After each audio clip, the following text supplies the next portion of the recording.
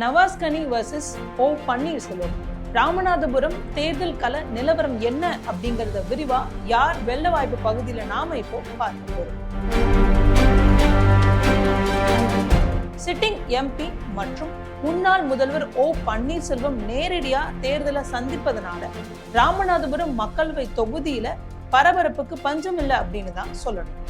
ராமநாதபுரம் மக்களவை தொகுதியில போட்டியிடும் முக்கியமான வேட்பாளர்கள் யார்?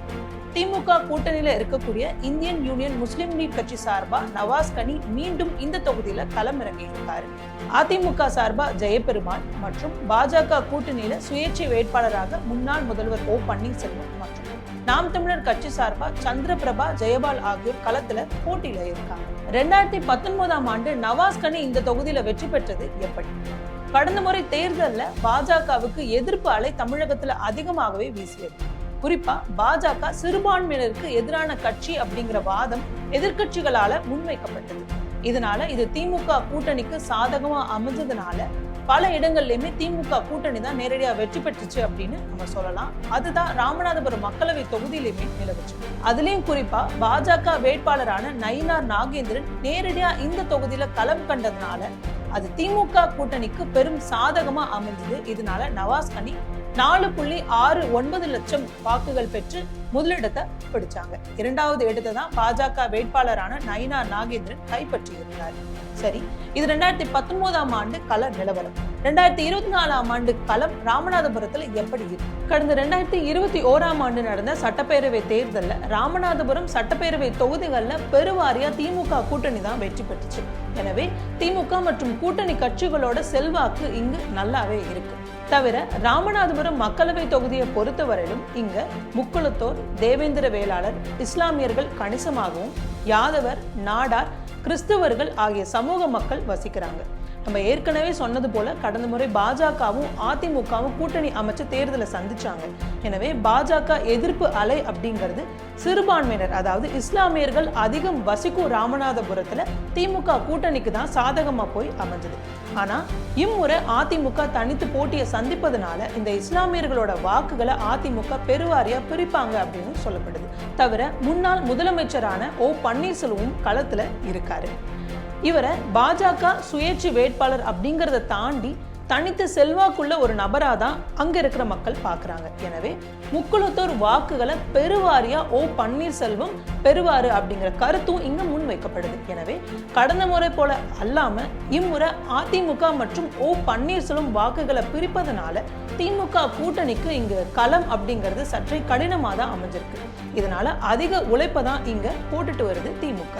ஒட்டுமொத்தமா ராமநாதபுரம் மக்களவை தொகுதியோட நிலவரம் என்ன அப்படிங்கறத பார்த்தாச்சு.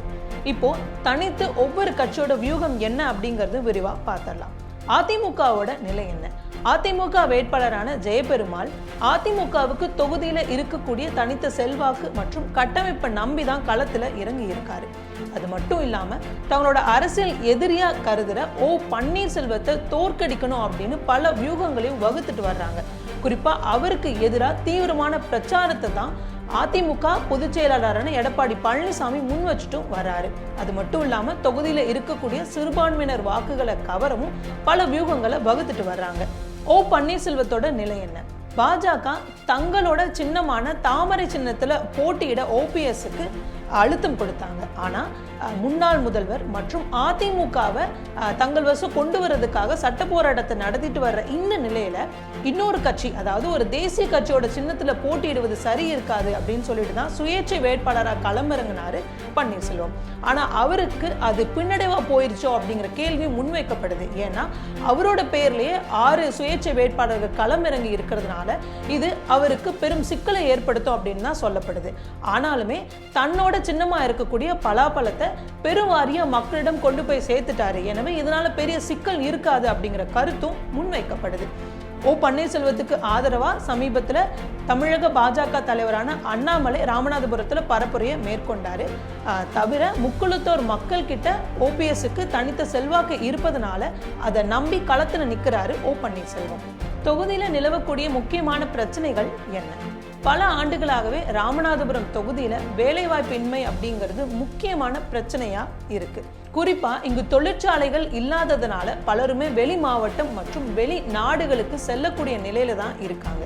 இந்த கடந்த காலத்துல பெருவாரியா இந்த தொழிற்சாலைகள் கொண்டு வரதுக்கு எந்த முன்னெடுப்பும் எடுக்காதது தொகுதியில பெரும் அதிருப்தியை ஏற்படுத்தி இருக்கு. தவிர ராமநாதபுரத்துல தண்ணீர் பஞ்சம் அப்படிங்கிறது தலைவிரித்து ஆடுது. அதற்கும் எந்த முன்னெடுப்பும் கடந்த காலங்களில் எடுக்கப்படலை. தவிர தங்கச்சி மடத்துல துறைமுகம் அமைப்பதற்கு ஆன பேச்சுவார்த்தை நடந்த நிலையிலுமே அது இன்னும் செயல்பாட்டுக்கு வரல அப்படிங்கிறது மீனவர் மத்தியில பெரும் அதிருப்தியை ஏற்படுத்தி இருக்கு. இப்படியா சிட்டிங் எம்பி மேல சில குற்றச்சாட்டுகள் வைக்கப்படுது. திமுகவோட வியூகம் என்ன? ராமநாதபுரத்துல மருத்துவ கல்லூரி அறிவிக்கப்பட்டது. ராமநாதபுரம் குண்டு மிளகாய்க்கு புவிசார் குறியீடு, தமிழர் இலங்கை மீனவர் இடையே நிலவும் பிரச்சனைக்கு பேச்சுவார்த்தை என முக்கியமான முன்னெடுப்புகளை நவாஸ்கனி செய்திருக்காரு அப்படிங்கிற கருத்து சொல்லப்படுது. அது தவிர எதிர்கட்சியா இருந்ததுனால பல திட்டங்களை நிறைவேற்ற முடியல அப்படிங்கறதா சிட்டிங் எம்பியா இருக்கக்கூடிய நவாஸ்கனியோட கருத்தாவும் இருக்கு. இருப்பினுமே இந்த வாக்குறுதிகளை நிறைவேற்றாதது மக்களிடையே அதிருப்தியா நீடிச்சுட்டு தான் இருக்கு. அதனால பிற கட்சிகள் இந்த அதிருப்தியை தங்கள் வசம் வாக்குகளா மாற்ற பல வியூகங்களை வகுத்துட்டும் வர்றாங்க. ராமநாதபுரம் மக்களவை தேர்தல் களத்தை பொறுத்த வரையிலுமே இங்கு திமுக கூட்டணியில இருக்கக்கூடிய நவாஸ்கனி மற்றும் பாஜக கூட்டணியில இருக்கக்கூடிய ஓ பன்னீர்செல்வம் இடையே தான் நேரடியா போட்டி நடக்குது அப்படின்னு சொல்லலாம். குறிப்பா முக்குளத்தோர் வாக்குகளை அதிகமா ஓபிஎஸ் வசம் போகும் அப்படின்னும் திமுக கூட்டணி மற்றும் அதன் பலத்தை சார்ந்து நவாஸ்கனி தீவிரமா இங்க களமாடிட்டு வராருன்னு சொல்லப்படுது. எனவே மக்களோட மனநிலை என்னவா இருக்கும் அப்படிங்கிறத நம்ம தேர்தல் வர பொறுத்திருந்து தான் பார்க்கணும். தொடர்ந்து ஒவ்வொரு தொகுதி பத்தின நிலவரங்களை நம்ம சொல்லிட்டு வர்றோம். இன்னைக்கு ராமநாதபுரம் மக்களவை தொகுதி பத்தி பார்த்திருக்கோம். பிற தொகுதிகள் பத்தியும் அலசவிருக்கும். தொடர்ந்து இணைந்திருங்கள் ஹிந்து தமிழ் திசையுடன். நன்றி. நான் நிவேதா தனிமொழி.